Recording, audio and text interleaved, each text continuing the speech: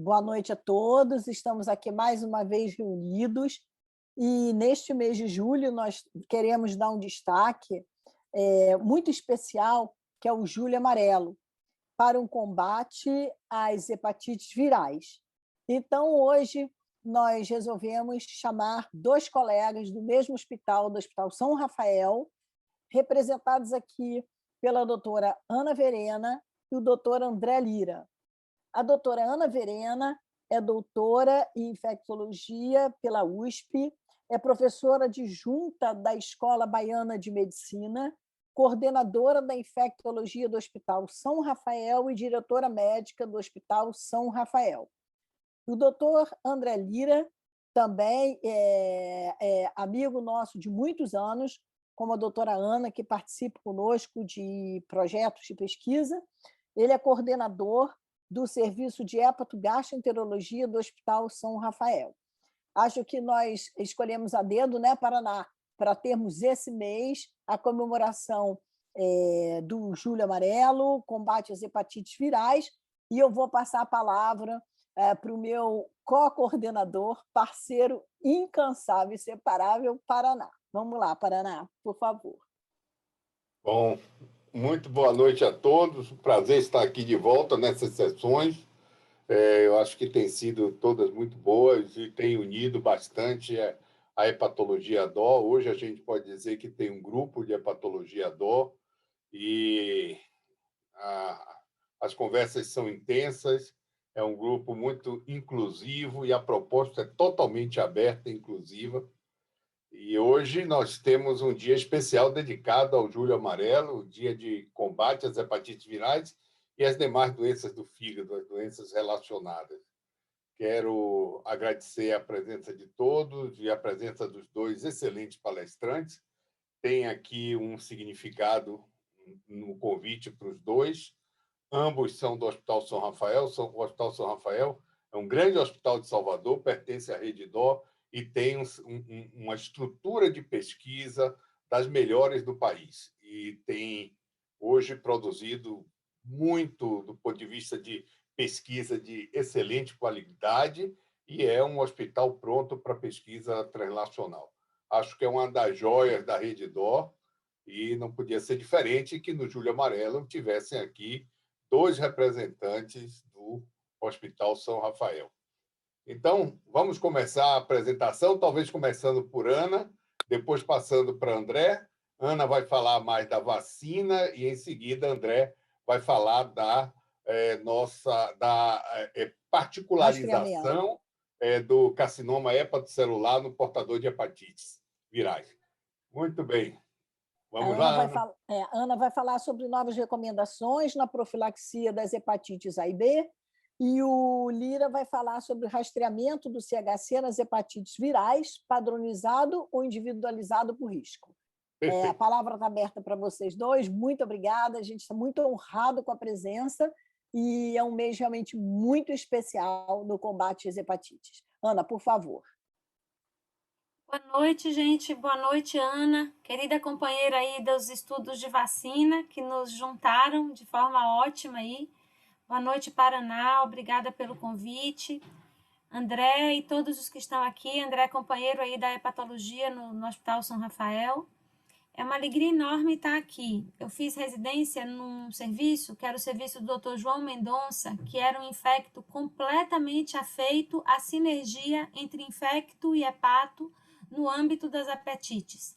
E sempre acreditou que as duas especialidades juntas contribuíam mais do que uma só, seguindo esses pacientes, tanto no aspecto terapêutico como no aspecto das situações envolvidas nas hepatites que extrapolam o âmbito da especialidade em si.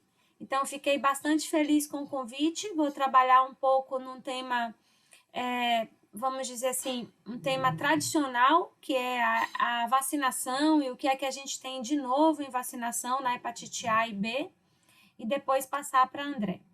Então, vamos lá, para a gente não gastar muito tempo, para a gente ter tempo de conversar juntos aí depois da discussão.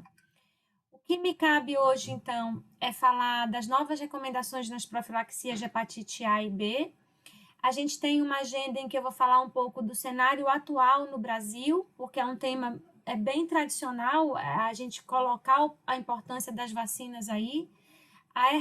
E vou trazer um pouco para vocês, relembrar o plano de erradicação de hepatites desenvolvido pelos Estados Unidos via CDC para erradicar as hepatites virais até o ano de 2030. Na verdade, o objetivo era que até 2020 eles conseguissem essa erradicação. Isso não foi possível e o plano foi estendido até 2030. Aliás, muita coisa foi estendida até 2030, inclusive políticas de mudança digital, de mudança de gestão. Eu acho que em 2030 tudo vai acontecer de bom. Por fim, as diretrizes nacionais que nos norteiam em termos de vacinação hoje. Eu tentei juntar Ministério da Saúde, SBIM e CRIE para a gente ter uma diretriz única aí que apoie vocês na indicação e na decisão vacinal. Esse é o programa de erradicação das hepatites virais nos Estados Unidos, que tinha um plano de erradicação até 2025, e, como eu falei, estendeu sua meta para 2030, baseado em 3 aspectos principais. No caso da hepatite A, no aspecto de que a incidência que vinha caindo até 2014 começou a subir muito rápido, de 2014 para 2018. A gente sempre tinha a ideia que a hepatite A era uma hepatite que acometia o terceiro mundo por questões sanitárias, especialmente relacionadas à água e esgotos.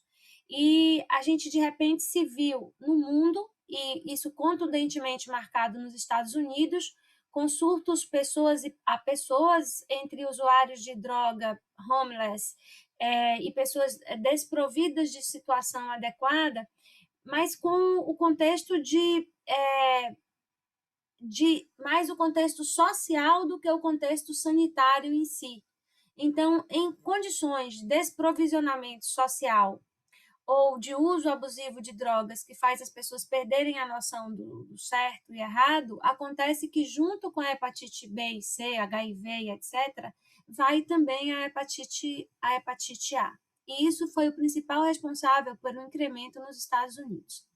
Quando a gente vai para a hepatite B, muitos dos controles foram feitos relativos à transmissão sexual sensu estrito, com a questão do uso de preservativos, da distribuição de preservativos. Mas quando a gente trata especificamente a população de usuários de drogas, isso perde um pouco o controle. E daí a necessidade de um controle dentro do contexto de saúde pública, porque continuam sendo estes os pacientes que têm a sua principal via de transmissão. Além disso, aconteceu um outro fenômeno. Com a questão da queda das cargas virais de HIV, muitos pacientes portadores das duas infecções, HIV e hepatite B, quando viam uma carga viral do HIV cair muito, começaram a baixar a guarda em relação ao uso de preservativos. E isso foi um prato cheio para a transmissão de hepatite B. Ainda hoje, em consultório, a gente observa pacientes soropositivos para HIV que deliberadamente começaram com seus parceiros fixos a não usar mais o preservativo e isso, como diz, abre uma via alternativa para a hepatite B e, consequentemente, para a hepatite C.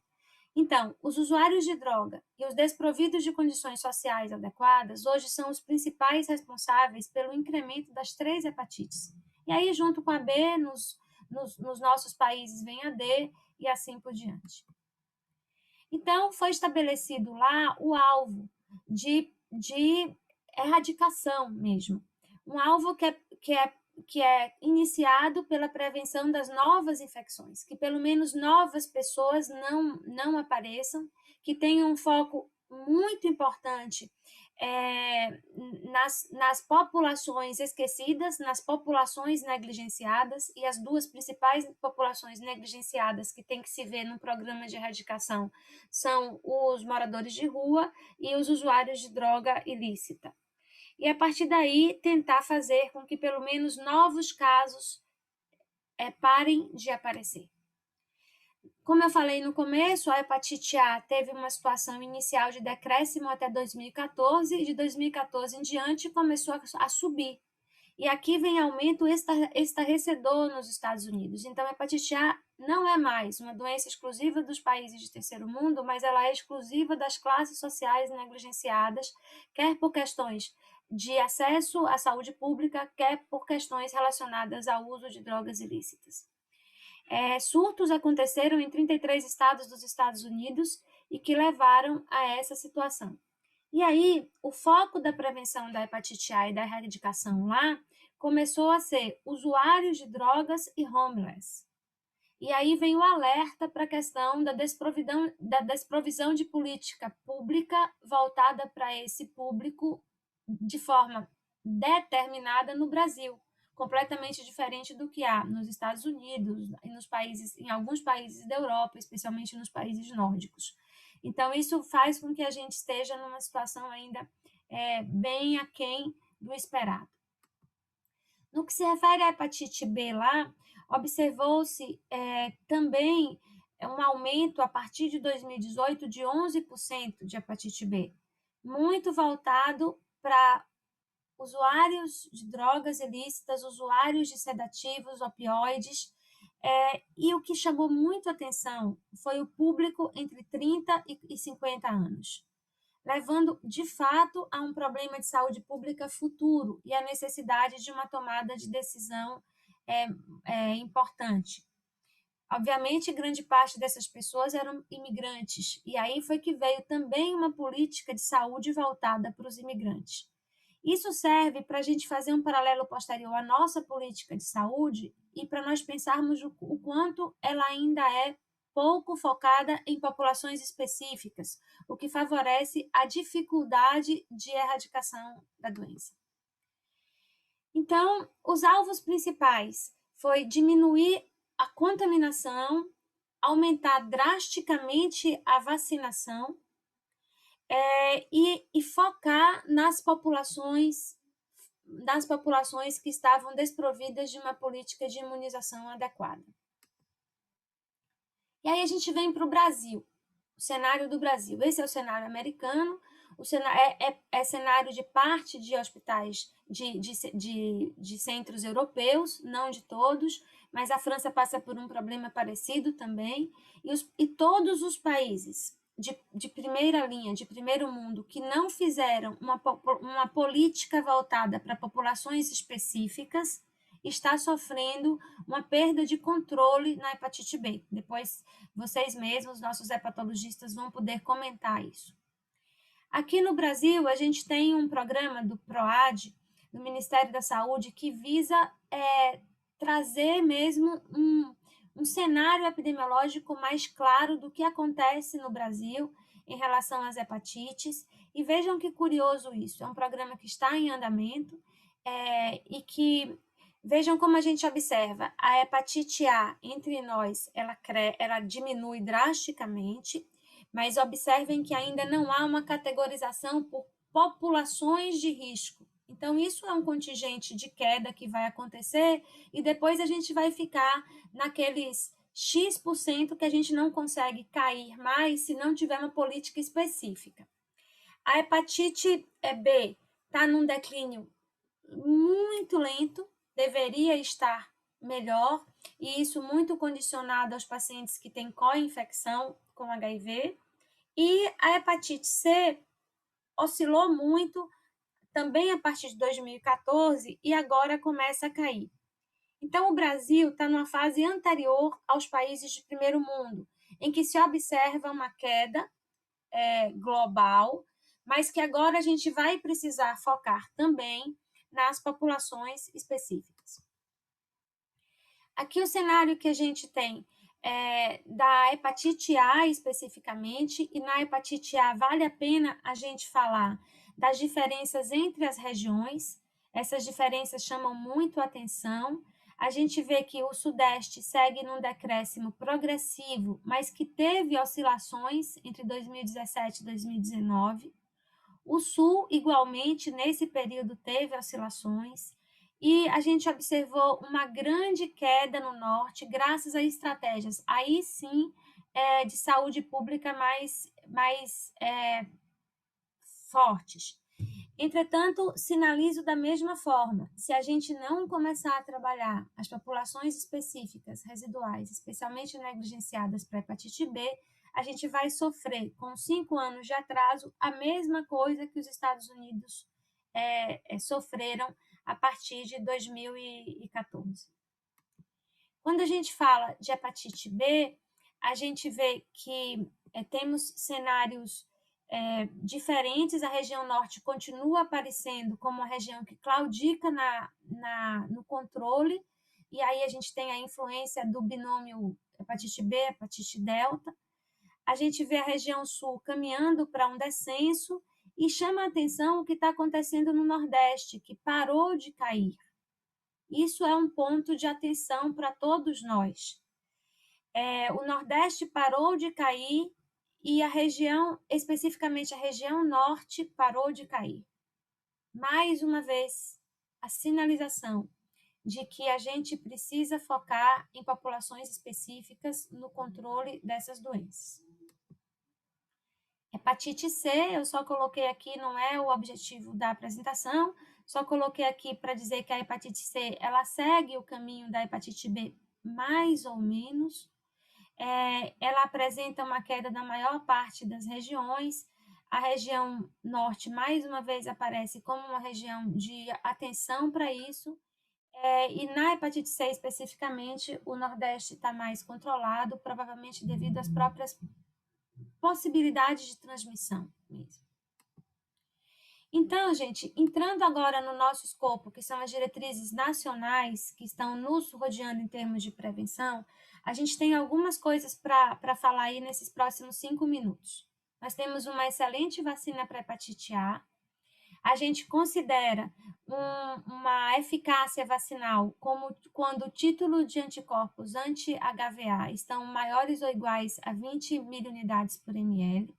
É uma vacina aplicada, que deve ser aplicada a partir de 1 ano. E existe uma questão, que é uma questão que, para esse tipo de paciente, o CRIE recomenda 2 doses com intervalo de 6 meses, até 5 anos ou menos. Então, até 5 anos, até 4 anos, 11 meses e 29 dias, essas 2 doses são recomendadas, e a partir dos 5 anos, o recomendado é uma dose única, é aceitável uma dose única. E aí vem o nosso primeiro ponto de atenção. Se o nosso paciente fez o esquema com uma dose única, recomenda-se, sim, uma realização de uma sorologia para avaliar a sua imunidade a seguir. E o aceitável em termos de prevenção seria uma sorologia com níveis de anticorpos superiores a 20 milunidades. Falando ainda da hepatite A, a gente tem que reforçar que a dose única é aceitável e recomendado pelos 3 serviços juntos, Ministério da Saúde, ASBIN e CRIE, a partir de 5 anos de idade. Antes disso, seguimos com a situação de 2 doses com intervalo de 6 meses. E aí abre-se outro parêntese. Isso não é aceitável, uma dose só, para essas situações aqui, para situações em que a gente tenha hepatopatias crônicas, coagulopatias, hemoglobinopatias, trissomias, pessoas com HIV, pessoas submetidas à terapia imunossupressora, candidatos a transplante de órgãos sólidos ou de medula óssea, doadores de órgãos sólidos, gestação e lactação. Ou seja, para estas pessoas, independente da idade, a recomendação é de 2 doses, assim como para todos aqueles que têm mais de 5 anos. Só recomendamos dose única, só aceitamos dose única abaixo do 5º ano de vida. Esse é um porém da vacinação da hepatite A, que aconteceu em 2017, a partir de uma iniciativa da SBIM, que depois o CRIE aceitou. Dose única não é aceita para essas situações aqui postas, como a gente comentou. Outras coisas que apareceram nas recomendações do Ministério da Saúde relacionadas à hepatite A, falando de prevenção lato sensu e não apenas do uso de vacinas. A gente apareceu muita pergunta de consultório, a história dos alimentos crus, porque nós começamos a ingerir muito mais alimentos crus. Culturalmente, a nossa culinária também se globalizou. Então, aparecem questões mais detalhadas sobre isso e são perguntas de consultório. Onde comer um alimento cru e o cuidado que se deve ter com a origem disso. Aparecem recomendações diferentes que não apareciam antes de 2017. Recomendações muito relacionadas à prática sexual.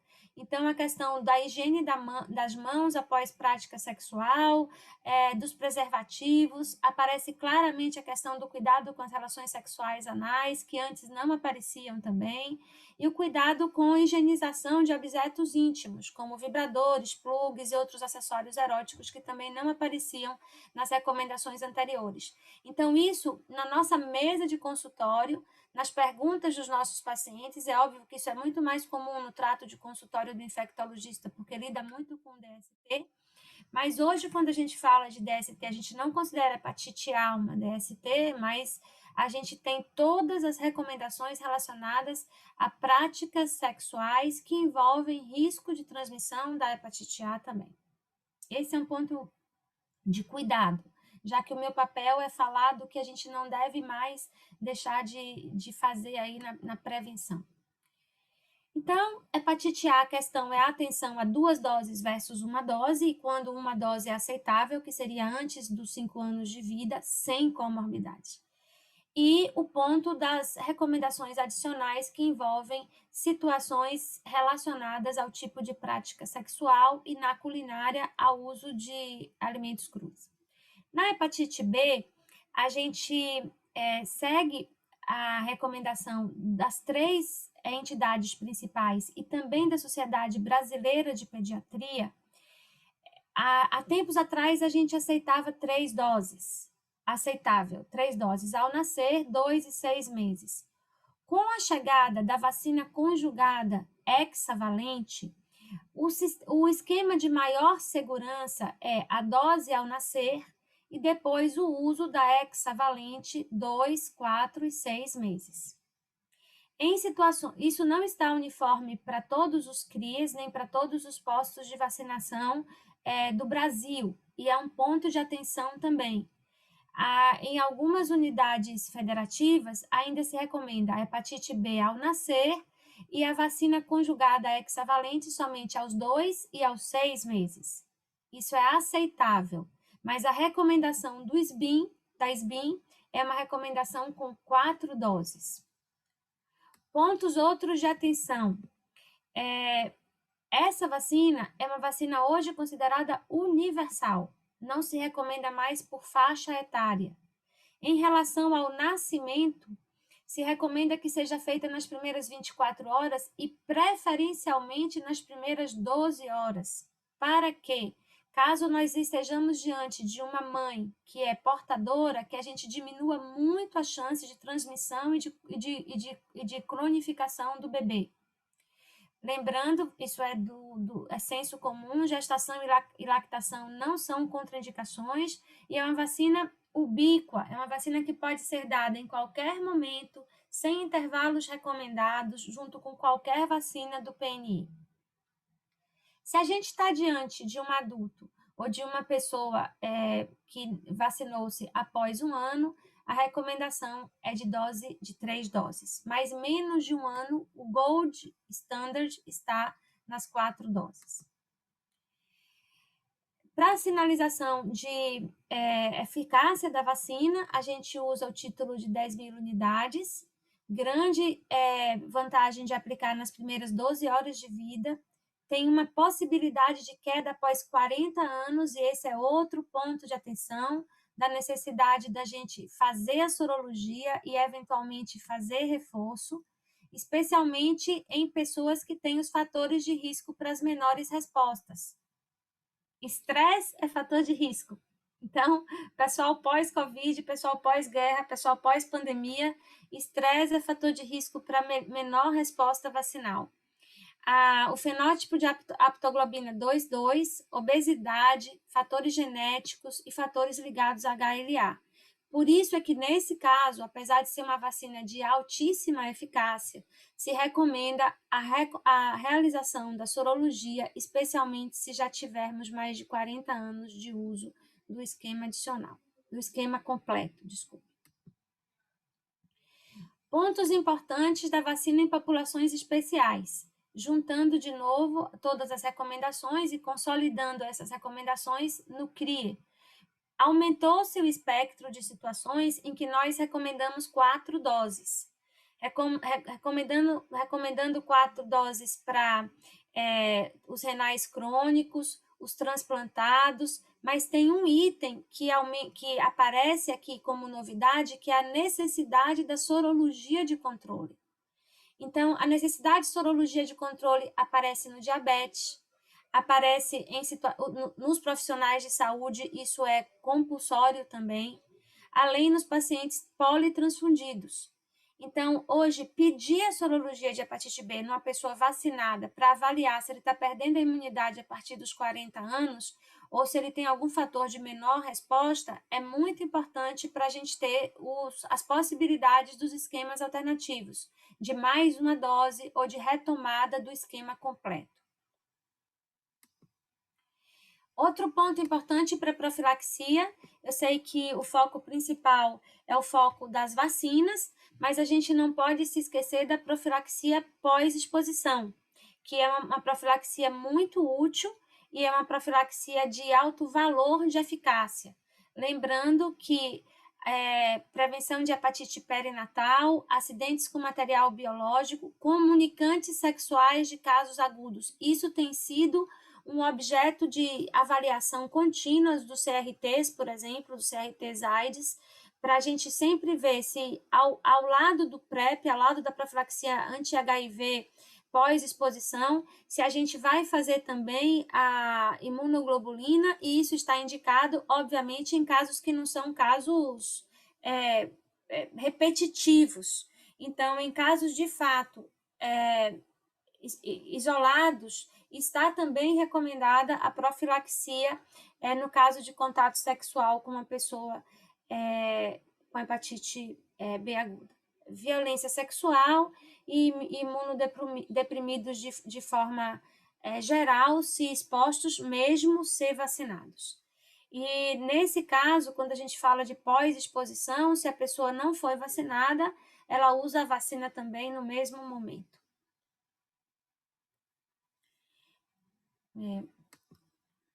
As medidas preventivas que envolvem hepatite B, nesse cenário dessa década, não mudou muito. Mais agressiva com as mulheres grávidas, mais agressiva com o uso em 12 horas após o nascimento, e aí aparece a questão dos usos de drogas, confecção de tatuagem e confecção de piercings, que também é uma coisa que não estava nas recomendações formais do Ministério de Saúde antes dos anos 2000. Então, isso aparece aí de uma forma contundente, inclusive com a vigilância sanitária atuando nesse sentido, para que tudo isso siga as recomendações formais, porque a gente antes falava muito mais de manicure e pedicure. Hoje a gente tem que pensar nas tatuagens, no piercing e assim, e se avançássemos um pouco mais, pensaríamos na questão do compartilhamento de seringas, como também é pensado em muitos países de primeiro mundo, especialmente na Europa, de uma forma muito mais ampla do que o que nós pensamos. Então, esses são pontos em que nós também não estamos amadurecidos ainda como uma medida de erradicação. Porque se a gente vai erradicar, a gente tem que educar, tem que vacinar, tem que fazer profilaxia e exposição, mas tem também que prevenir o dano. Então, o fornecimento eventual de seringas é uma situação que faz parte, é bem polêmico, mas faz parte da prevenção do dano se estiver num contexto de associação de práticas educativas, logicamente. A gente tem que ter cuidados muito importantes ao doador, ao paciente positivo, para que ele não se torne um vetor. Então, não compartilhar o contato sexual protegido, os instrumentos cortantes de uso íntimo ou pessoais, mas aqui não teve muita diferença do que a gente já sabia. Então, as nossas mensagens finais ficam: a prevenção da exposição tem foco nas medidas sanitárias, mas tem que ter um foco importantíssimo nas populações negligenciadas e no binômio materno-infantil. Se o Brasil não abrir a cabeça para ter políticas públicas de proteção das populações negligenciadas, não vai conseguir fazer plano de erradicação. Diagnóstico precoce, especialmente em gestantes, exames pós-vacinação sempre que recomendados, então a necessidade de avaliar a sorologia naqueles casos específicos, a quarta dose da hepatite B e a profilaxia pós-exposição, tomando a questão da exposição sexual, que é a mais controversa das profilaxias, porque tem que caracterizar-se como uma coisa não habitual, até porque não é possível sustentar isso. Então, essa era a minha mensagem, agradeço o convite, esse é o nosso Hospital São Rafael, venham nos visitar e a gente quer só nos aproximar aí de vocês e cada vez mais compartilhar boas práticas mesmo, que é o nosso objetivo.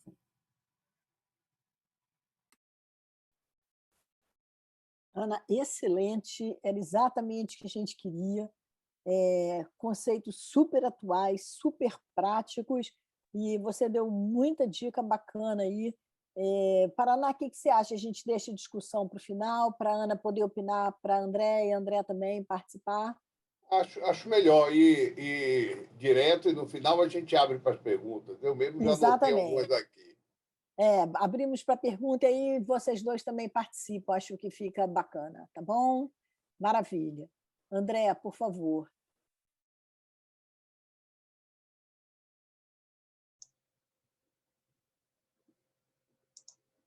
Vou compartilhar aqui.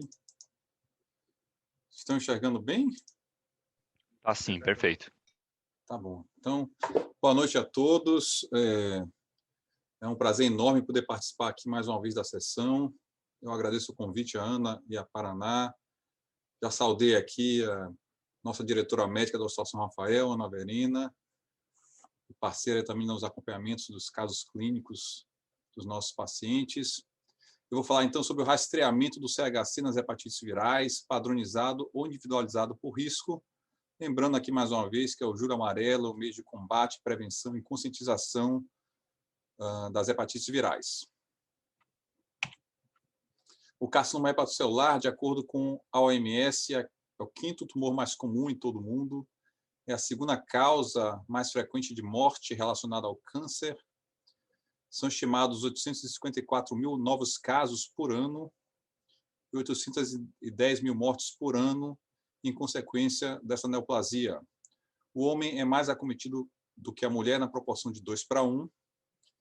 E também, de acordo com algumas estatísticas, o HCC corresponde a 7% de todos os cânceres existentes. Desculpa. As regiões de alta incidência podem ser exemplificadas como o Oriente, Leste do Sul, da Ásia, África subsaariana, regiões de incidência intermediária Sul da Europa, América do Norte, o Brasil também, e regiões de baixa incidência Norte da Europa, Centro-Sul da Ásia. Aqui é um mapa global, dando uma ideia das regiões de maior prevalência nas áreas mais escuras. Vocês observem mais aqui no Oriente, em alguns locais da África. É válido lembrar que, ao longo das últimas décadas, a sobrevida do carcinoma hepatocelular, em relação à sua incidência, ela vem aumentando. Isso é decorrente, como vocês podem observar aqui nessa linha aqui esverdeada, isso é decorrente do melhoramento dos métodos diagnósticos e também das medidas terapêuticas que vêm avançando cada vez mais. O fator de risco mais importante, bem conhecido do carcinoma hepatocelular, é a cirrose hepática. Sem dúvida alguma, é o fator de risco-chave para o desenvolvimento do tumor. A cirrose hepática está presente em 85% a 95% dos pacientes com HCC. A taxa de incidência de HCC entre cirróticos, de uma forma global, é de 2% a 4% ao ano. Fatores de risco que podem estar associados ou não à cirrose são, dentre eles, a hepatite B. A hepatite B é um fator de risco per si para o surgimento do CHC, ou HCC, particularmente no paciente que tem uma replicação viral ativa. A incidência do CHC em portadores inativos do vírus B é baixa, menor que 0,3% ao ano. Dos pacientes sem cirrose, em geral, ela também é relativamente baixa, 0,1 a 0,8% pessoas ano. E no paciente cirrótico com hepatite B, ela já aumenta de forma significativa, 2,2 a 4,3% pessoas ano. É válido lembrar que a história familiar de CHC no paciente com hepatite B é também um fator de risco relevante para o surgimento do tumor. E os genótipos virais, aparentemente, parecem ter alguma relação com o tumor, mas do ponto de vista da prática clínica, nós não utilizamos a genotipagem da hepatite B. Em relação à história familiar do CHC e o seu risco no paciente com hepatite B, vocês podem observar aqui a importância da história familiar, particularmente nesse indivíduo que é vírus B positivo, nessa linha azul e nesta linha vermelha aqui, que são os pacientes HBs positivo. Quando a história familiar é negativa aqui no vermelho, a incidência cumulativa do tumor é menor do que no indivíduo que tem uma história familiar positiva. Já no indivíduo que não tem hepatite B, história familiar ou não tem tanta relevância assim. Outro fator de risco para o carcinoma hepatocelular é a hepatite C. É a principal causa de CHC relacionada ao vírus no Ocidente, Japão, Norte da África e Oriente Médio. A incidência do CHC no paciente com VHC, que é cirrótico, varia de 2 a 8% ao ano nas diferentes estatísticas, enquanto que o paciente que não tem fibrose avançada, a incidência é menor que 1%. Ou seja, em geral, a cirrose é um fator de risco-chave, e na hepatite C, particularmente, é difícil você observar um CHC num paciente que não é cirrótico. Evidentemente, é descrito, eu já tive casos, mas é extremamente raro. É válido lembrar também que as terapias bem-sucedidas, seja com interferon ou com DAA, que são as drogas de ação antiviral, elas reduzem de forma significativa o risco de surgimento de CHC. Até recentemente existia uma controvérsia grande se as drogas de ação direta, as drogas orais, poderiam estar relacionadas ao aumento do risco de CHC. Entretanto, hoje a linha de raciocínio maior é que aquilo era uma questão mais de viés e a utilização dessas drogas com a cura dos pacientes reduz, sim, a incidência do CHC, reduz o risco de surgimento do CHC. Aqui é um gráfico do guideline europeu, mostrando aqui a distribuição dos fatores de risco para o câncer de fígado primário, de uma forma geral, só ratificando aqui que a hepatite C mais frequente na Europa em relação à hepatite B. Já aqui na Ásia, você vê, particularmente aqui na Ásia Oriental, a hepatite B é mais prevalente. E o álcool também é mais prevalente na África, na Europa em relação à África e à Ásia de um modo geral. Esse estudo aqui mostrou a relação entre resposta virológica ostentada, que é a cura da hepatite C, e morte em pacientes com a fibrose hepática avançada. Foi um estudo multicêntrico internacional, onde 530 pacientes com hepatite crônica C, a época ali foi com o regime de interferon, e os pacientes apresentavam fibrose avançada ou cirrose hepática, com follow-up completo naquele momento.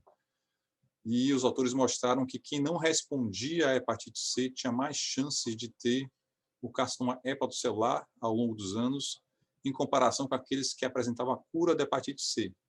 Embora seja válido relembrar que, mesmo curando a hepatite C, uma vez cirrótico, há chance de surgimento do câncer, porém em menor instância do que no paciente que não curou. Esse também é outro estudo que avaliou a RVS, resposta virológica ostentada ou cura da hepatite C. E, novamente, aqui eles compararam cirróticos e não cirróticos e mostraram que, novamente, o indivíduo que tem cirrose, mesmo curando a hepatite C, ele tem chance de ter CHC em comparação com o não cirrótico. embora, evidentemente, que em comparação com outros indivíduos que eventualmente não curaram, hoje é difícil acontecer isso, a gente cura praticamente todo mundo, a incidência é menor. Mas, em resumo, mesmo curando a hepatite C, se já tiver uma cirrose instalada, esse paciente tem risco de ter um tumor após a cura. Com a detecção precoce do CHC, ela foi avaliada em diversos estudos. Aqui é uma meta-análise que analisou justamente essa detecção precoce e sua relação com os tratamentos curativos e sobrevida. Dentre os diversos trabalhos avaliados, preencheram os critérios de inclusão, 39 artigos completos, 7 resumos. Os autores observaram aqui, como mostra essa figura, que há uma relação entre a triagem do CHC e a detecção precoce, ou seja, aqueles que eram submetidos à triagem tinham muito mais chances de ter a detecção precoce do tumor, com odds ratio de 2,08 aqui, como mostra aqui a figura. E nesse mesmo estudo, a triagem do CHC também teve relação com o tratamento, as taxas de submissão ao tratamento curativo, ou seja, pacientes que foram submetidos à triagem tinham muito mais chances de serem submetidos à terapia curativa para o tumor. Um odds ratio de 2,24, aqui demonstrado aqui na figura, estatisticamente significante. Esses autores também compararam as sobrevidas dos pacientes que eram submetidos à triagem versus os que não eram submetidos. E em todas as análises aqui, todos os estudos que ele avaliaram, a sobrevida entre os pacientes triados para CHC foi muito maior do que os pacientes que não eram submetidos a qualquer tipo de triagem. Isso também de uma forma estatisticamente significante. Esse é um estudo randomizado, controlado, de triagem do carcinoma hepatocelular, feito na China. 18 mil pessoas foram avaliadas, a maioria tinha hepatite B, uma percentagem significativa tinha hepatite B. Os pacientes foram randomizados para o grupo de triagem, aproximadamente 9 mil pacientes. Alfa-fetoproteína e ultrassonografia eram realizadas a cada 6 meses, e o grupo controle era acompanhado sem submissão de triagem ao CHC. O endpoint primário dos autores foi avaliar a mortalidade. E o que os autores observaram, essa classificação de estágio aqui é uma classificação da China, mas, em resumo, o estágio 1 e 2 são estágios mais iniciais, o 3 e 4, evidentemente, estágios mais avançados, mas o que os autores observaram, comprovaram, né, o que todo mundo já estimava, é que a detecção dos CHCs, que eles chamaram de subclínicos, CHCs iniciais, foi 60% no grupo de triagem versus 0% no grupo controle, CHCs pequenos, 45% versus 0%. E também a diferença entre os pacientes que foram submetidos à ressecção terapêutica foi muito maior no grupo triado com ultrassom e alfa-feto do que no grupo controle não submetido a triagem alguma. E também a mortalidade foi maior do grupo controle em comparação com o grupo que era submetido à triagem, mostrando assim que a triagem do CHC altera melhor, tem relação com sobrevida, né? Altera a sobrevida. Vou falar um pouco aqui sobre os scores preditores de CHC em não cirróticos com hepatite viral. Eu diria que essa é uma zona ainda um pouquinho cinzenta, um pouquinho amorfa, né, dessa área de rastreamento de CHC. Existem pelo menos 3 scores aqui relacionados de modelos que tentam estimar o risco de CHC. Aqui é um modelo que você pode achar na internet, no site dos autores. É um modelo que foi desenvolvido utilizando dados dos pacientes do Veterans Affairs dos Estados Unidos. Eram pacientes com hepatite C, NAFLD ou cirrose alcoólica. Então, os próprios autores colocam que essa calculadora não foi validada entre... Quer dizer, uma questão dessa calculadora é que ela não foi validada entre pacientes sem tratamento da hepatite C. Então, é um grupo muito específico de pacientes que foram avaliados aqui. Este aqui é o REACH-B, é uma calculadora que você acha no MedCalc, por exemplo, é baseada no artigo publicado em 2011 na Lancet Oncology, se eu não me engano. e eles avaliaram pacientes da Ásia, pacientes asiáticos, de cohortes asiáticos. Então, pode ser limitada a sua aplicabilidade para outras populações.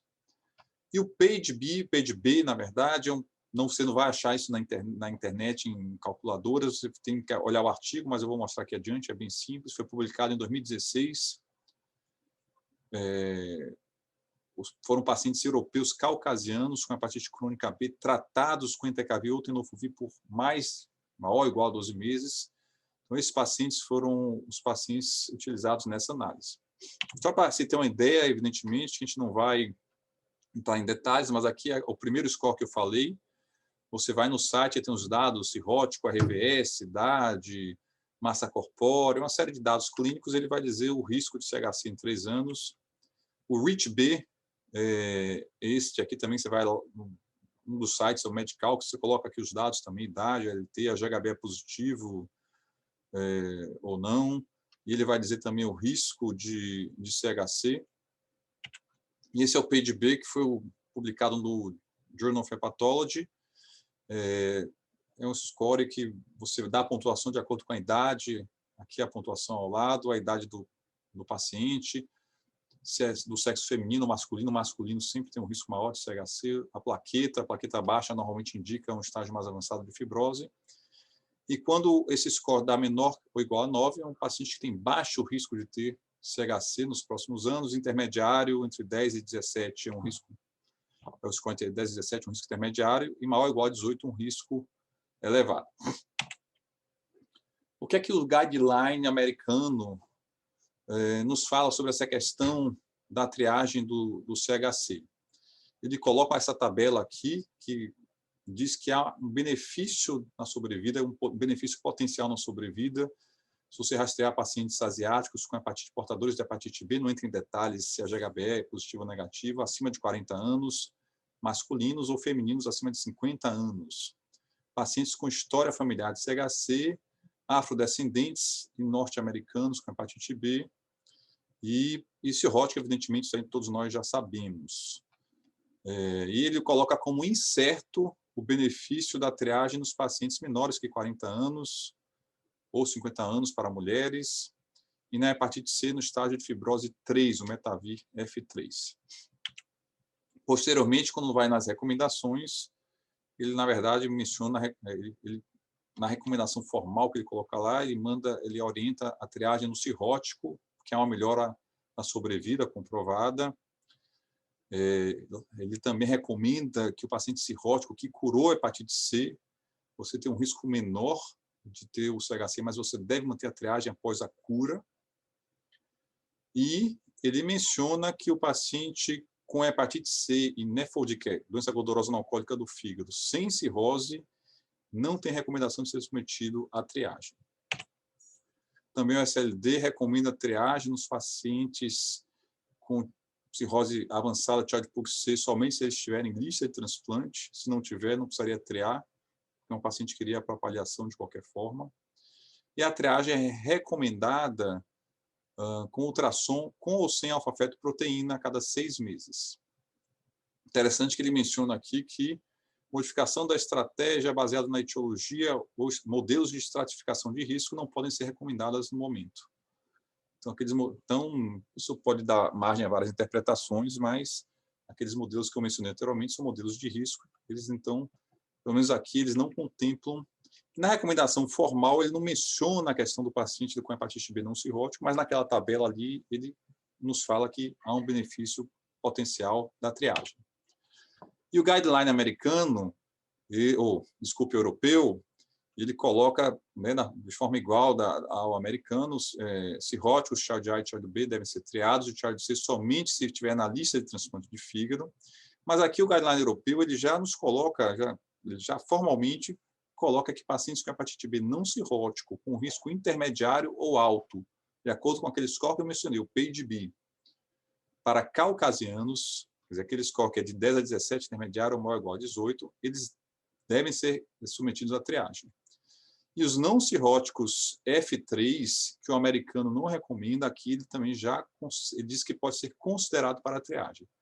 Eu, particularmente, na prática clínica, eu trio a partir do F3, o que eu acho que realmente, só antes de fazer esse comentário aqui, a conclusão, então, aqui que ele coloca, o guideline europeu, é que a triagem deve ser feita com ultrassom, essa aqui, na verdade, é ultrassom, mas a alfa-fetoproteína eles não recomendam, diferentemente do americano, que coloca opcional. Eu vou falar um pouco agora do brasileiro, que tem logo aqui adiante. O brasileiro ele recomenda a triagem do CHC em pacientes de risco, populações de riscos e cirróticos compensados, isso aí não há dúvida nenhuma. E os pacientes não cirróticos com hepatite B de alto risco de desenvolver o CHC, ou aqueles com fibrose avançada, eles também recomendam. Mas eles não especificam o que são esse alto risco, mas eles colocam a referência aqui na recomendação brasileira, aquela referência daquele modelo PAGE-B, do artigo do PAGE-B e o artigo do REACH-B. Então, o brasileiro não é formalmente assim, ele não especifica formalmente e nos dá essa referência. E também, da mesma forma que o americano, ele coloca a triagem como ultrassom com ou sem alfa-fetoproteína. Eu, particularmente, gosto de utilizar alfa-fetoproteína na prática clínica, mas isso é uma coisa que é opcional. Tem alguns colegas que utilizam somente ultrassom, conforme a recomendação da Sociedade Europeia. A questão que eu acho aqui, que é um pouco cinzenta, que eu coloquei de área cinzenta, particularmente aqui na nossa população baiana, nossa população é muito miscigenada. Então, se a gente olhar aquela tabela lá do guideline americano, quer dizer, o afrodescendente acima de 40 anos, independente de ser uma hepatite crônica GHBE negativa ou de ser um portador inativo, que é infecção crônica, você poderia enquadrar ali e fazer a triagem a cada 6 meses. Mas a nossa população aqui na Bahia, por exemplo, tem muito paciente que nós utilizamos a classificação aqui do mulato, então a gente fica sem saber se esses pacientes também merecem formalmente serem submetidos a essa triagem a cada 6 meses ou não. Talvez os pacientes caucasianos nós possamos utilizar o PAGE-B, que foi publicado na Europa, importamos tantos outros scores. E os asiáticos, acho que em São Paulo, eles são muito asiáticos, talvez eles possam utilizar mais o REACH-B nesse sentido. Um aspecto só que eu queria comentar brevemente pode haver regressão da cirrose após a resposta virológica ostentada. Então, esse estudo aqui mostrou que pacientes pré e pós-tratamento, a biópsia aqui, todos aqui cirróticos, após o tratamento, isso aqui no caso é hepatite C, mas na hepatite B também isso é documentado, o número de pacientes cirróticos reduziu de forma significativa, então pode haver regressão da fibrose sim após terapia. A questão é, com a regressão da fibrose, é possível descontinuar a triagem para o CHC em algum momento? Isso é uma questão duvidosa, porque tem alguns autores que consideram que uma vez que o paciente já entrou no estágio de fibrose avançada, particularmente na cirrose, ele já no gatilho das vias de carcinogênese já foram ativados, e mesmo que a fibrose regrida, esse paciente pode eventualmente manter essa chance de ter tumor no fígado. Então, respondendo aqui a pergunta, eu acho que o rastreamento deve ser padronizado e deve ser individualizado por risco, entretanto, com aquela ressalva que eu falei nos pacientes que têm hepatite crônica não cirróticos e que fogem um pouco aqueles critérios que estão ali mencionados, particularmente nossos pacientes aqui miscigenados, que é um pouco duvidoso se vale a pena fazer ultrassom a cada 6 meses ou se esse paciente não precisa, poderia ser feito a cada 1 a 2 anos ou nem fazer. Eu, particularmente, não me sinto confortável em não fazer nenhum ultrassom com paciente com hepatite B, mas esses que fogem a todos aqueles critérios, a gente poderia fazer com menor frequência. Muito obrigado, boa noite a todos.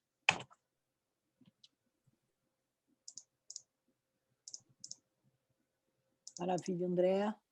Muito obrigada. Foram 2 exposições excelentes e a gente vai abrir para pergunta. Nós temos aqui... Você tem pergunta aí, o Paraná? Porque aqui na minha não está aparecendo. Foram respondidas. Foram respondidas. Queria abrir um debate aqui em relação à vacina.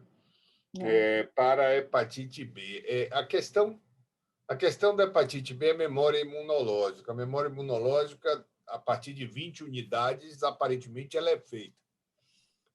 Algumas populações podem perder, renais crônicos, talvez percam, talvez não. Está documentado que perde frequentemente. Agora, qual é a sua recomendação para o médico de uma maneira geral? O médico que está exposto no dia a dia, na linha de frente, que fez a sua vacinação, teve lá as suas 30, 40 unidades e depois, por um motivo, perdeu, mas ele continua na linha de frente. Você acha que esse indivíduo deve revacinar? Deve fazer um ciclo completo ou só mais uma dose, a 4ª dose da vacina?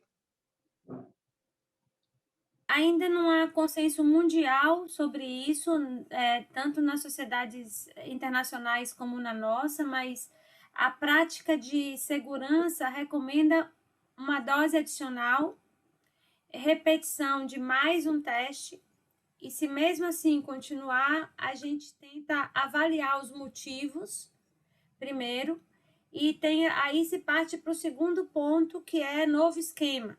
Tem um aforisma nas vacinas que serve muito, que é: vacina dada nunca é perdida, porque pelo menos ela vai servir de booster. Então, a repetição compulsória de um esquema completo não é o que é mais aceitável quando a gente olha todas as sociedades, nacionais e internacionais. Mas para o profissional exposto ou para o paciente exposto, pelo menos um booster é o que a gente faz para instigar essa imunidade, que parece que tem uma senescência. Eu acho que ela não se perde mesmo, mas a ideia que a gente tem agora, que a gente tem mais de 50 anos de conhecimento da vacina, é que existe uma senescência na potencialidade dessa memória imunológica.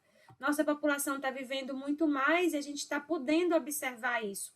Agora que nós estamos vendo os primeiros com 40 anos que vacinaram ao nascer. Então, é uma informação que está acontecendo nesse momento para nós. A princípio, uma dose a mais, repetição da sorologia e, a partir daí, considerando que haja fatores de risco para não resposta, a repetição de um esquema. Eu sou uma não respondedora, eu já tomei 2 esquemas. E aí... É genético. Então, aí eu entrei nos fatores genéticos. Não adianta eu me intoxicar de vacina de hepatite B. Então, já tomei uma dose, continuei sem responder. Já tomei o esquema completo, tenho 6 doses de vacinas documentadas, até que o SESMIT do meu hospital disse: Ana, vamos parar com isso.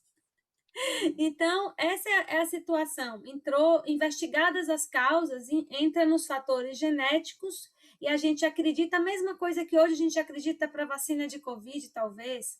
A gente vai ter uma imunidade, um booster celular e humoral, não necessariamente identificado pela sorologia. Mas eu sou uma exceção. Em geral, a gente recomenda mais uma vacina. Pegando esse gancho do Paraná, exatamente essa pergunta dele é ótima, porque as pessoas ficam naquela coisa que tem que desenvolver o anti-HBS de uma forma protetiva e saem vacinando eternamente com medo de pegar alguma coisa.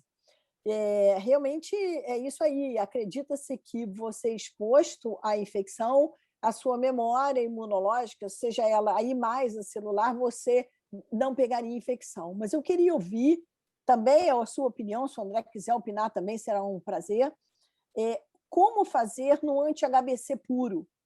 Isso já está um pouco demodé, mas é importante porque o que as pessoas querem ter, na verdade, é o anti-HBS, que se perde ao longo da vida, seja através de uma infecção, seja através de uma imunização. E as pessoas se agarram ao anti-HBS achando que ali está a imunidade. O que fazer quando você tem um anti-HBC puro, obviamente, para aqueles não tão familiarizados, que não acredito que seja o nosso público aqui, que tem só o anti-HBC, óbvio que oriundo de uma infecção. Você recomenda uma dose adicional? O que fazer? Está no mudo. Esse é outro ponto interessantíssimo. A gente também não é consenso, mas tem escolas especialmente europeias, que acreditam que no anti-HBC puro, obviamente, na ausência de antígenos e de carga viral, a gente tem espaço para um incentivo à recuperação imunológica, à imunidade completa, se a gente der uma dose de vacina para estimular isso. Não é consenso, Ana, mas é uma situação em que vamos dizer assim, aceitável. As sociedades de vacinação, elas trabalham assim, entre o não recomendado e o aceitável. Um paciente que teve um contato prévio natural com a hepatite e não desenvolveu todos os anticorpos necessários, a gente pode estar diante de duas situações. Ou ele tem fatores genéticos, HLA dependentes, em que ele não vai ter mesmo, ou ele não teve o input de estímulo suficiente, e aí, eventualmente, uma vacina poderia ser um fator estimulante para isso. Então, é aceitável, embora não haja, na nossa impressão, um consenso a respeito disso. Eu até tenho curiosidade de saber o que é que vocês, Hepato, acham a respeito dessa situação aí.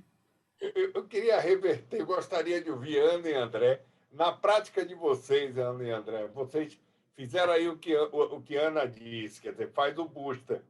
Pode ser que está em descenso, você fez o booster e o paciente não respondeu. Qual o limite de vocês para investigar uma B oculta? Como é que vocês investigam em todo mundo ou em alguns só? Como é que vocês fazem? Não investiga em todo mundo. E em relação ao booster que você perguntou, eu acho que se não responde na primeira dose, você não vai responder mais. Eu acho que é ausência de desenvolvimento de anticorpo, entendeu? Eu acho que funciona assim. Com anti-HBC puro, eu meio que estou desistindo de fazer uma dose adicional também, eu acho que não responde, e entendo que seja protegido de alguma forma. Acho que não tem muito o que a gente fazer, entendeu? Na minha opinião. Antes do André responder, eu quero deixar mais uma pergunta no ar. Fazer ou não dose dobrada no cirrótico? E aí, André, o que é que você faz na sua prática? Em relação ao THBC isolado, eu acho que eu confesso que, pelo menos as pessoas, os hepatologistas que a gente convive aqui mais, e eu também, a gente faz essa dose da vacina. Não sei se Paraná concorda com isso, mas a gente tem um pouco essa cultura de fazer a dose. Assim, os anti-HBCs positivos isolados, assim, a maioria, eu diria que são pacientes com a cura funcional, mas existe uma minoria que pode ser uma hepatite B oculta, certamente, né? Eu também não, assim, alguns casos particularizados eu faço HBV-DNA no soro, mas assim, eu não sou muito de investigar demais não, exceto se eu achar que o paciente tem alguma evolução fora do comum, alguma coisa que me chame a atenção. Eu também concordo. Sim, se o paciente tem transaminases elevados, se ele tem uma doença crônica, mesmo que ele tenha uma doença crônica de outra etiologia, aí vale a pena fazer o HBV-DNA, mas fora isso, não. Eu acho há muito desperdício, né? Porque eu sei que alguns centros, inclusive na Europa, praticamente tem alguns centros que fazem todo o paciente o HBV-DNA, se ele tem um anti-HBC isolado. Bom, uma outra situação que é obrigatória é se o indivíduo vai para uma quimioterapia. Isso. É obrigatório fazer e até obrigatório, a depender se for um imunobiológico do tipo infliximab, é obrigatório não só fazer o HBV-DNA, como fazer a profilaxia, né? Mas são situações de exceção. Agora, a vacina com dose dupla, eu estou curioso para ouvir a opinião de vocês.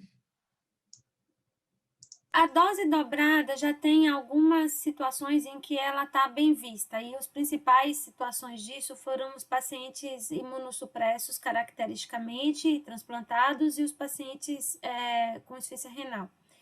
Quando a gente vai trabalhar com cirrótico, isso também não é consensual. também não é absolutamente definitivo, tanto que naquele quadrinho até de se fazer sorologia, os cirróticos, na verdade, não entram nesse escopo. A gente tem aí, Paraná está transitando junto com Ana nas áreas de penumbra, que é para os não respondedores, até quando a gente insiste, é um problema grave você não responder? Teoricamente, não. Para aqueles que a gente chama HBC negativos, você pode insistir, é aceitável essa uma dose e não há recomendações que fortaleçam fazer o esquema todo de novo nessa população. Para os cirróticos, da mesma forma, mais uma zona do aceitável.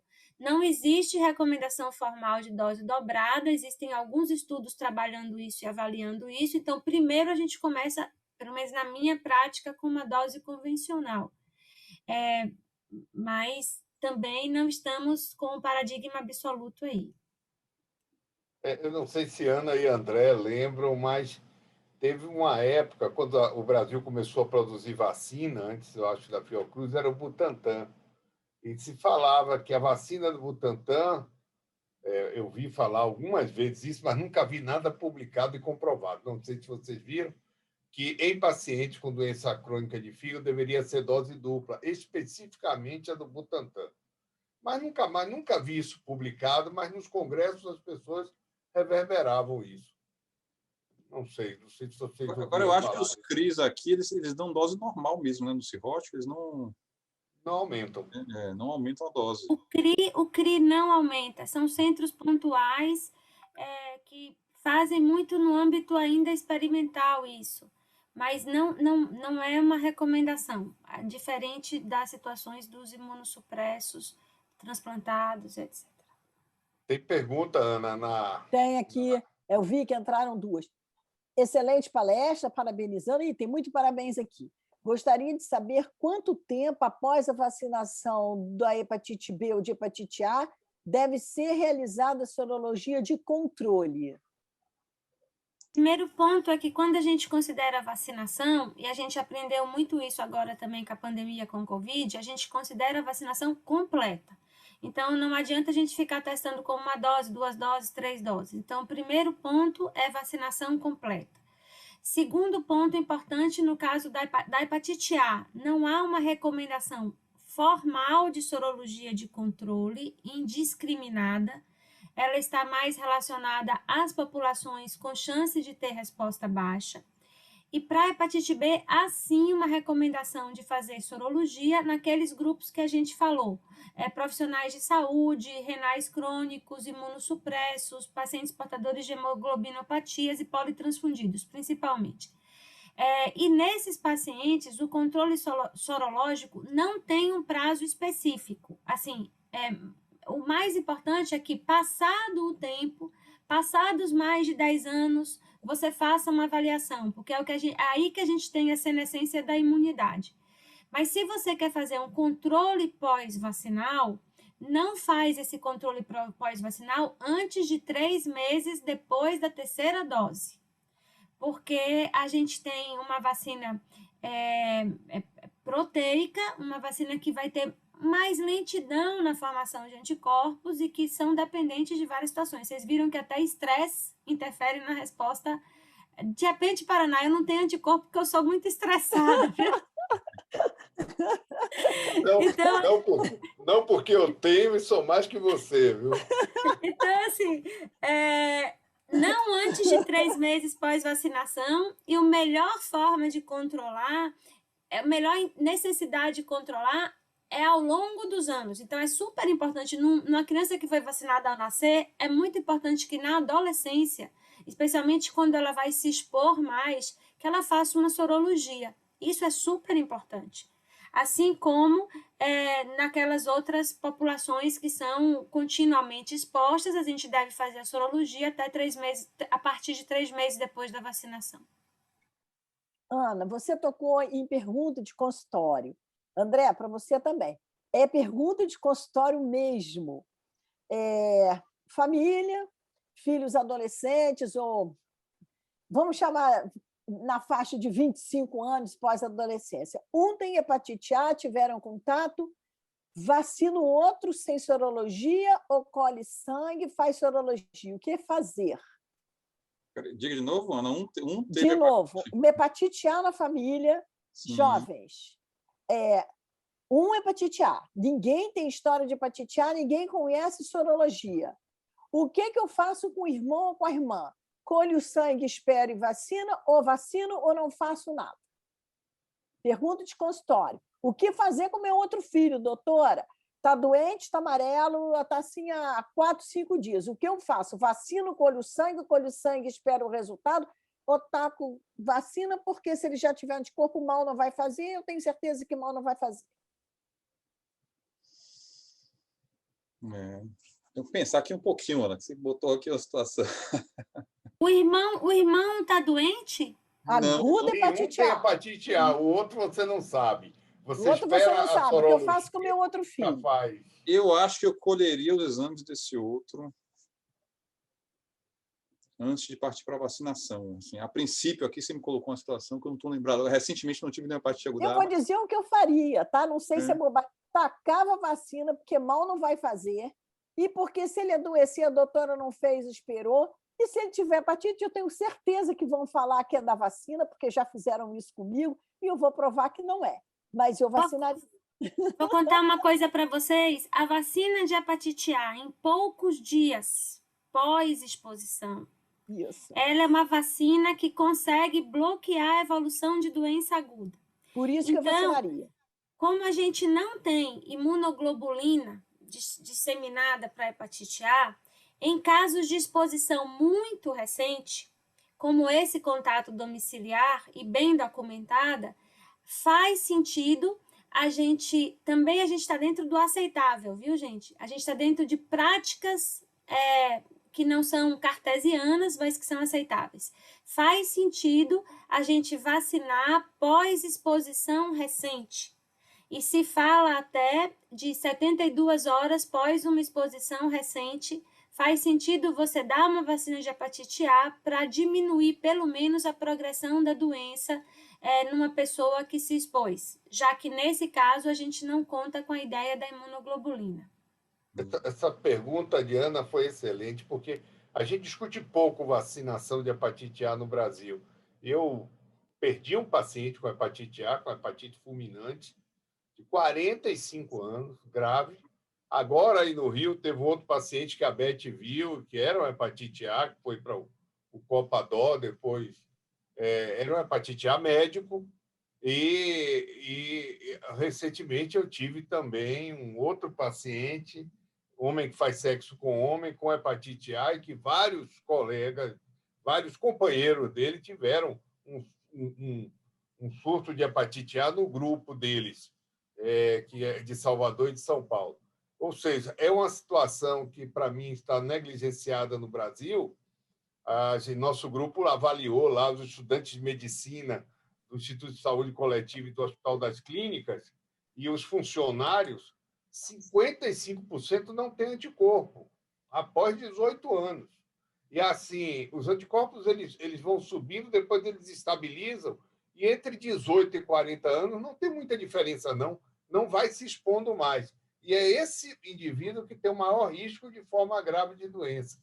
E a gente está esquecendo essa população, porque a ideia é que todo mundo contraía na infância, mas o Brasil mudou, o suplemento de água mudou, as regras sanitárias mudaram, houve o SUS, e essa população agora está chegando exposta. E os nossos estudantes de saúde não são vacinados. É complicado. É uma situação que eu acho que era para a gente para ver muito mais frequentemente, André, do que a gente vê na prática, que eu também vejo pouco hoje, quase não vejo. Eu acho que a gente... colegas do México, da Venezuela falam. Eu não vejo aqui mais. Mas era para a gente estar vendo muito mais, eu acho. Eu acho que a gente está voltando a ver. A gente tem problema com hepatite A para Trigger, para autoimune. Colestática é uma forma crônica, de uma forma muito mórbida. Complicado. E perda de trabalho, uma série de coisas. Antigamente, a gente via mais anticorpo. Eu me lembro que eu discuti isso com o Henrique. Henrique, todo mundo tem anticorpo para hepatite A, época de Figueiredo Mendes, década de 80. Hoje, você está voltando a ver hepatite aguda A, quando você tem uma vacina. Isso é uma discussão que eu acho que vale a pena parar para pensar. Eu acho que a vacina não é tão, vou usar uma palavra assim, badalada quanto a da B, entendeu? Eu queria colocar uma pergunta aqui. André, queria ouvir você. Ana, fica à vontade. Quando a gente fala rastreamento para o CHC padronizado ou individualizado, eu acho que quando a gente acompanha um paciente, ele é padronizado e, de repente, ele vira para o individualizado. Eu amo fazer ultrassom no cirrótico a cada 6 meses, eu amo alfa-fetoproteína, porque eu acho que temos que considerar alguns pontos. A ultrassonografia ela é operador dependente, máquina dependente, nem sempre nós temos a ultrassonografia do padrão, não estou falando de rede agora, estou falando de país, do padrão que a gente gostaria que tivesse, alfa-feto ajuda. A alfa-feto acima de 20 já começa a me coçar na cadeira, porque ela começa a ficar esquisita. Então, às vezes, você tem um ultrassom normal com uma alfa-feto que sobe, ou vice-versa, a alfa-feto sobe e você não encontra nada.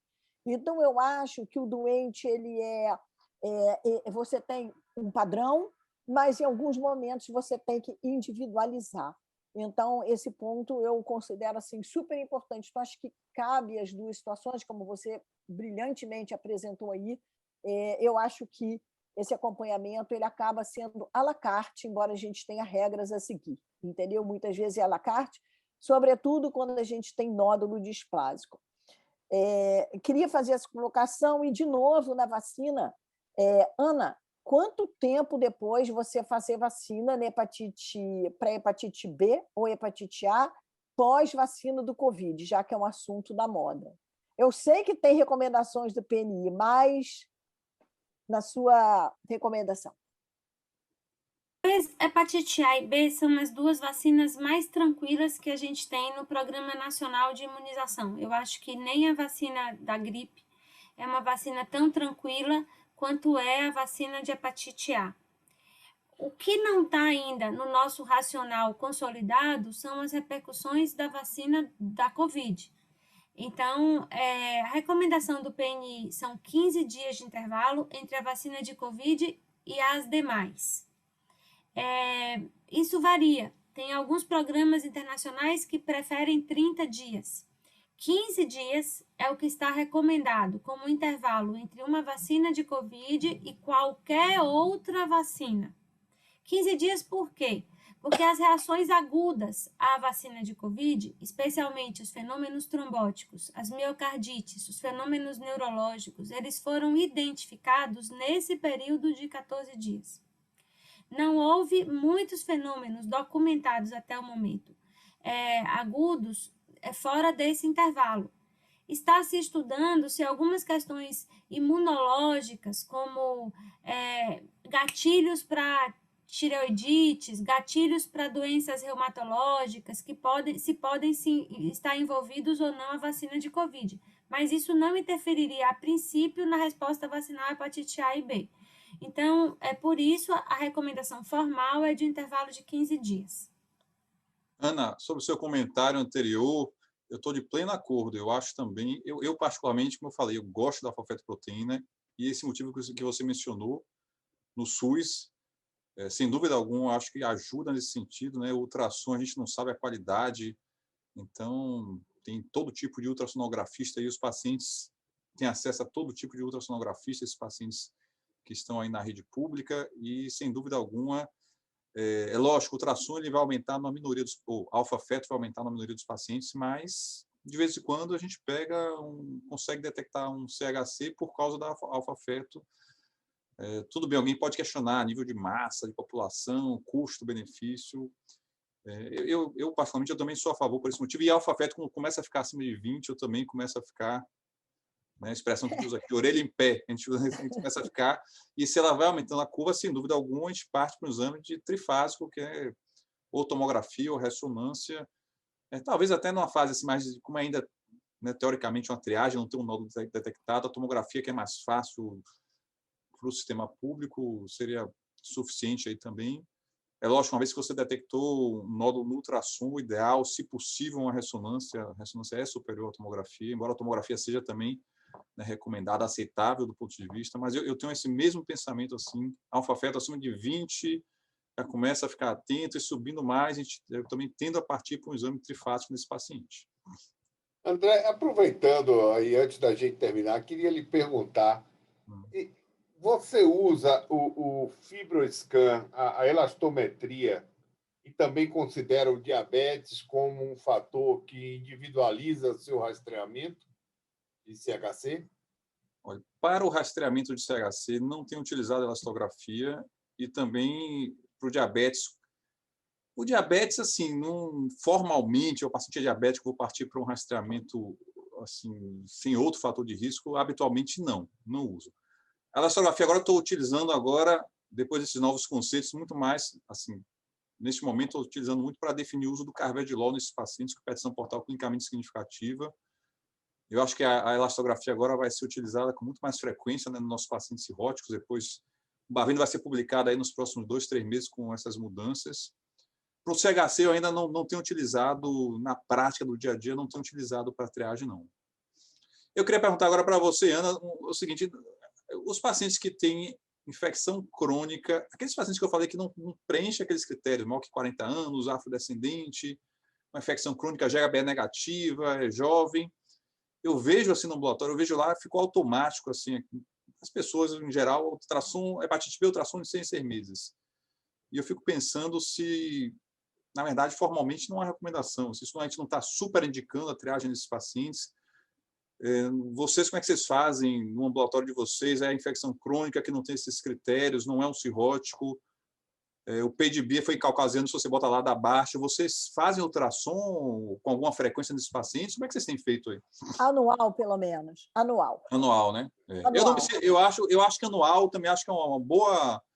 Eu não me sinto confortável de não fazer nada nesse paciente, mas eu acho que 6 meses é muito para esses pacientes que não preenchem esses critérios. Você está falando do portador aparentemente sadio, aquele que tem lesão descritiva. Esse eu acho que é pesar um pouco a mão, gastar um pouco de dinheiro, a gente ficar confortável. É mais ou menos como a alta, entre aspas, da fibrose 1 e 2, da hepatite C, que está curado, e o cara, você vai fazer um check-up, o doente volta para fazer um check-up anual com você, e você bota um ultrassom no meio, eu recomendo. Mas aquele que tem hepatite crônica, eu acho que semestral é bacana. Tem uma coisa, a rede está muito junta, a hepatologia e a oncologia. E é muito importante que a gente lembre sempre, eu acho que isso está ficando bem solidificado. No início de quimioterapia, o Paraná já começou a esboçar esse assunto, você fazer o screening para hepatite B e para hepatite C. E dependendo do esquema quimioterápico e dependendo do que você encontrar, óbvio que esse paciente tem que ser tratado e não é incomum que a gente encontre, sobretudo, vírus C nesses pacientes, sobretudo linfoma, que a gente tem visto por causa do transplante, medula, que a gente tem no hospital, enfim. É uma pergunta que veio na minha cabeça agora, que não tem nada a ver, mas eu queria ouvir. Não tem nada a ver mesmo, sabe aquela pergunta boba? Vacinar ou não vacinar esse pessoal que vai ser exposto não à infecção? Pode dizer, não tem sentido acrescentar alguma coisa, já que a vacina não tem tanto efeito adverso. Vale a pena, dependendo da idade, vacinar para B? Ou não responderia porque ele é considerado como imunossupresso, talvez eu tivesse que fazer dose dobrada, ou não tem nada a ver, vai tratar com a sua quimioterapia? Então, tem um trabalho muito legal de Clarice Machado, que é lá da USP, e que trabalha bastante com vacina, em relação à vacina para transplante de medula, que também é a minha experiência principal. Eu vou usar essa base de racional. Os pacientes, a depender do transplante ou da doença de base, eles respondem mais ou menos, ou eles perdem mais ou menos a sua imunidade. O autólogo costuma responder melhor. Então, se a gente tem um linfoma que vai transplantar, acaba que você pode, antes de fazer a quimioterapia mieloablativa, você lançar a mão da vacinação dele. E à medida que ele recupera a memória imunológica, ele vai voltando a ter os anticorpos. No alogênico, tem um trabalho interessante que sempre rastrear é importante e que vale a pena, às vezes, você vacinar o doador, porque aí você tem uma transferência também de memória imunológica a partir das células progenitoras.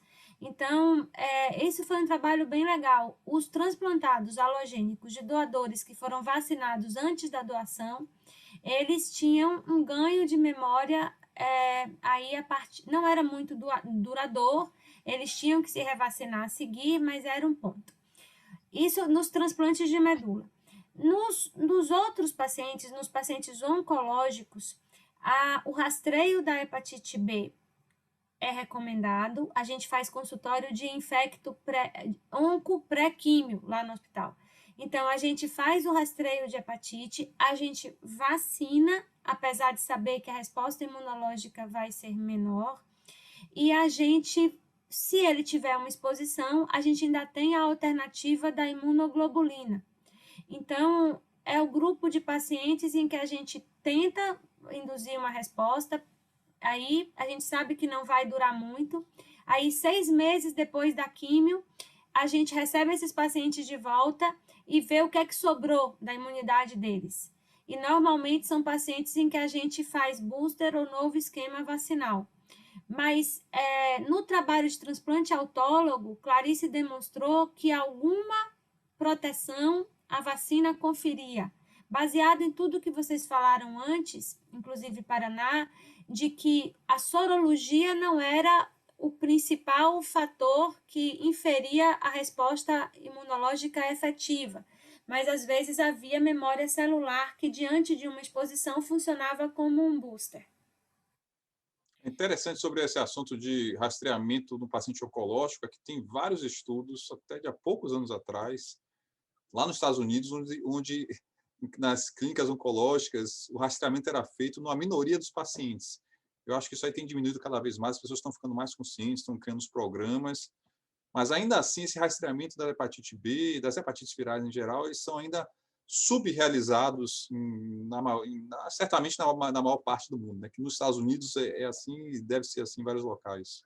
E esse rastreamento é super importante para a gente identificar, às vezes de forma fortuita, um portador crônico que vai se beneficiar até de uma profilaxia. Então, esse é o ponto da importância do rastreamento da hepatite B nesses pacientes, porque você pode fazer uma vacina, sabendo que depois a imunidade pode se perder, e você pode encontrar um portador crônico que vai interferir muito na quimioterapia e, eventualmente, precisa de ter uma profilaxia medicamentosa aí durante a quimio. Fico super feliz de ouvir isso, porque é o que a gente está tentando fazer no hospital. Nós já tivemos conversas prévias, né, Ana? Eu acho que a gente está cumprindo o nosso papel, né, Paraná, de unir os hospitais. E o André já é figurinha carimbada aqui, mas a Ana, eu acho que ela não conhece o nosso ditado. Tem um ditado que diz que quando entra para o grupo de hepatologia DOR, não sai nunca mais. E você está rindo, e toda vez que entra, leva uma missão. Então, eu sei que Patrícia está aqui, porque eu já fui olhar, Patrícia Vandenborg, que teve em Salvador recentemente, a gente tem uma vontade enorme de fazer protocolos para vacinação. Então, Ana, se Patrícia está aí, ela está me ouvindo, você pode nos ajudar. Isso aí, quer dizer, o convite foi pela capacidade de vocês dois, tudo isso não foi à toa, mas cada um dos dois vai sair com uma função, nos ajudar nos protocolos da rede para vacinação. Eu sei que Patrícia está aí, porque eu já fui checar aqui, e Lira, você vai nos ajudar no protocolo de CHC, fazer desenho, porque tem alguns protocolos andando aí, encefalopatia, sarcopenia. As pessoas estão achando que a gente esqueceu, né, Paraná, mas a gente não esqueceu, não, sabe? E vocês, eu sei que pegam e ajudam a fazer. Então, o desafio está lançado. Eu adoraria ter a tua mão aí no protocolo de imunização para todas essas populações especiais, renal crônico, hepatopata, oncológico, quimioterapia, enfim. A gente conversa sobre isso, eu venho conversando muito com o Paraná, essas ideias eu estou falando, mas são ideias dele comigo, entendeu? Então, eu acho que o convite está feito, o desafio está lançado. André, a gente vai pegar você para ajudar no CHC. nós temos muito protocolo, e a função de todos aqui é ajudar. Cada um trabalho a 10 mãos é muito melhor que um trabalho a 4, né, Paraná e você. Então, o desafio está lançado, Patrícia está me ouvindo, e vamos botar em contato. E aguarde, André, que você vai nos ajudar no protocolo de CHC, não tenha dúvidas. Tá certo, não. Pode contar comigo. A gente não pode negar pedido desse, ainda mais em público. Então... Mas é em público que é tá para não negar. É tipo assim, pacto de sangue, né? De sangue. Mas a gente só pede a quem a gente sabe que fala. Ah, Patrícia dizendo maravilhoso. Olha lá, ela está falando, vocês estão vendo aí, entendeu? Eu sei que ela está aí. Gente, é sério.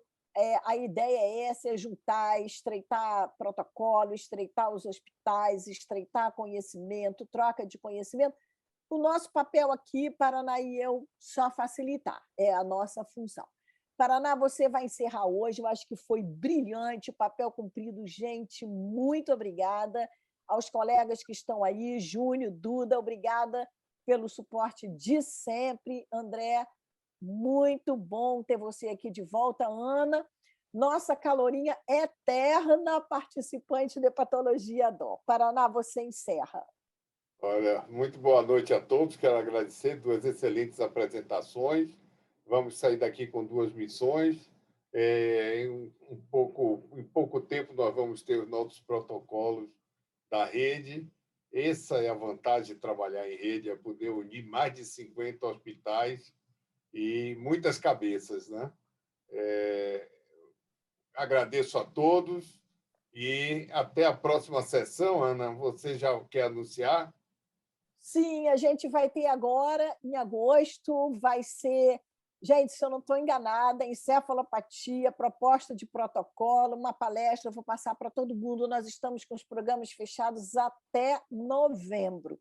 Dezembro a gente vai dar um tempo, né? Entendeu? Tá todo mundo, gente, olha só, tá aí Ronaldo, nosso colega Ronaldo, dizendo excelente webinar, ótimo debate, essa é a proposta.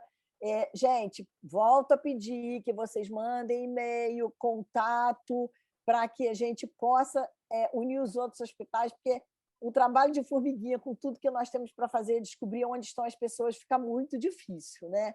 Então, por favor, tá? Mandem a lista para a gente, ou para o meu e-mail corporativo do Paraná, a gente está aberto aí a incluir, inclusive isso aqui, tá? Muito obrigada. Até o início de agosto, que nós vamos estar presentes, e a gente vai publicar o cartaz, que já está em andamento, já está com o ano inteiro completo. Muito obrigada. Boa noite a todos. Um abraço a todos aí. Prazer. Foi ótimo. Tchau, Ana. Muito Tchau, bom. André. Obrigada. Tchau, Ana, Verina, Pitela, Paraná, até logo.